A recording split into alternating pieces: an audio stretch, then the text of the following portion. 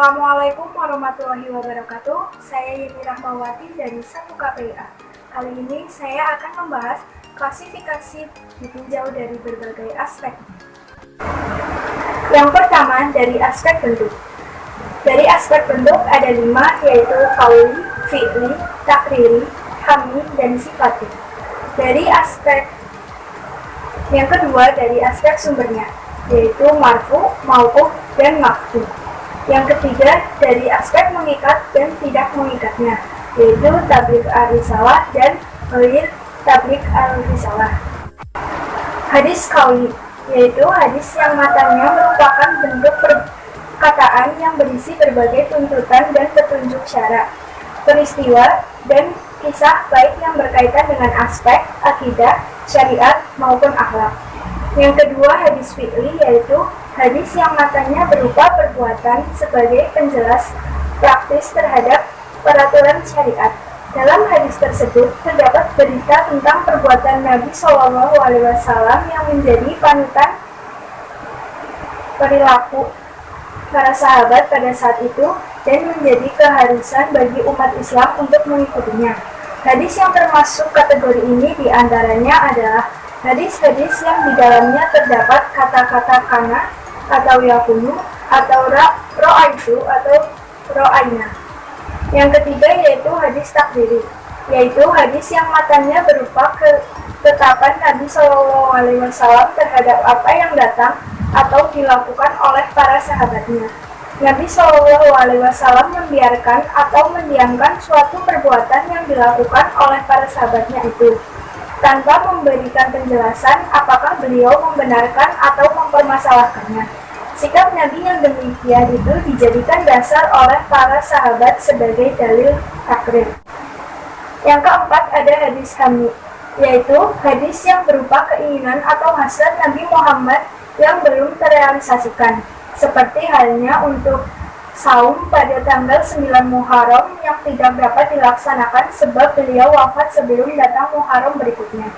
Yang kelima yaitu hadis sifati, yaitu hadis yang segala sesuatunya disandarkan kepada sifat dan perbuatan Rasulullah. Pembagian hadis dari aspek sumbernya. Yang pertama yaitu hadis marfu. Al-marfu berarti yang diangkat. Hadis yang disandarkan orang kepada Rasulullah SAW, atau dengan kata lain adalah hadis yang dikatakan orang sebagai hadis beliau. Hadis marfu terdiri dari marfu qauli, yaitu apa yang disandarkan oleh sahabat kepada Nabi perihal sabdanya, bukan perbuatannya atau ketekatannya. Yang kedua yaitu marfu qauli hukmi, yaitu perihal perantara qarinah atau tanda yang lain bahwa apa yang disandarkan sahabat itu berasal dari sabda Nabi. Yang ketiga yaitu marfu fi'li hakiki, yaitu pemberitaan sahabat itu dengan tegas menjelaskan perbuatan Rasulullah SAW. Yang keempat adalah marfu fi'li hukmi, perbuatan sahabat yang dilakukan pada zaman Rasulullah SAW dengan mengetahui atau mendapat bayangan perbuatan tersebut dari beliau.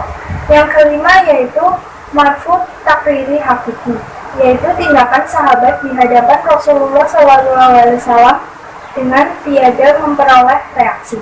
Yang keenam adalah marfu takriri hukmi, yaitu pemberitaan sahabat diikuti dengan kalimat sunatu Abi Qasim, sunatu Nabi Mina atau Minah sunati. Yang kedua yaitu hadis mauquf. Hadis mauquf yaitu hadis yang disandarkan kepada sahabat, bukan kepada Nabi SAW. Dalam hadis mauquf dikenal istilah mauquf pada lafal, tetapi marfu pada hukum. Hadis mauquf ini lafalnya berasal dari sahabat, sedangkan hukumnya dari Rasulullah. Hukum hadis mauquf ialah tidak dapat dijadikan hujah kecuali ada qarinah yang menunjukkan atau yang menjadikan marfu. Yang ketiga yaitu hadis maqtu, yaitu yang diputus atau terputus, dipotong atau terpotong apa yang disandarkan kepada tabi'in dan orang-orang generasi setelahnya. Para ulama berpendapat bahwa hadis maqtu ini tidak dapat dijadikan hujah. Akan tetapi, jika pendapat itu berkembang di masyarakat dan diperoleh bantahan dan dari seseorang, maka ada ulama yang menyamakannya dengan pendapat sahabat yang berkembang di masyarakat yang tidak didapati bantahan dari seseorang. Yang ketiga adalah hadis dari aspek mengikat atau tidak mengikatnya. Yang pertama, tabligh ar-risalah. Salah satu misi sunnah adalah menyampaikan misi kerasulan atau tabligh ar-risalah. Allah berfirman dalam Al-Quran, apa yang diberikan Rasul kepadamu, maka ambillah. Dan apa yang dilarangnya bagimu, maka tinggalkanlah. Quran Surat Al-Hasyr ayat 7. Di antara sunnah yang dikelompokkan kategori ini adalah tentang berita gaib dan keindahan kekuasaan Tuhan yang sandarannya wahyu. Yang kedua yaitu ghair tabligh ar-risalah. Sunnah yang dibawa Rasul tidak membawa misi kerasulan, akan tetapi ada kalanya didasarkan pada pengalaman atau experience atau dalam bahasa Arab disebut al-tajribah, seperti masalah kedokteran dan tradisi atau maslahat parsial, seperti perintah Nabi kepada seorang panglima perang untuk mempersiapkan prajurit dan keputusan Nabi kepada seseorang pada kasus tertentu yang didasarkan pada fakta dan bukti tertentu. Sekian yang dapat saya sampaikan. Terima kasih. Wassalamualaikum warahmatullahi wabarakatuh.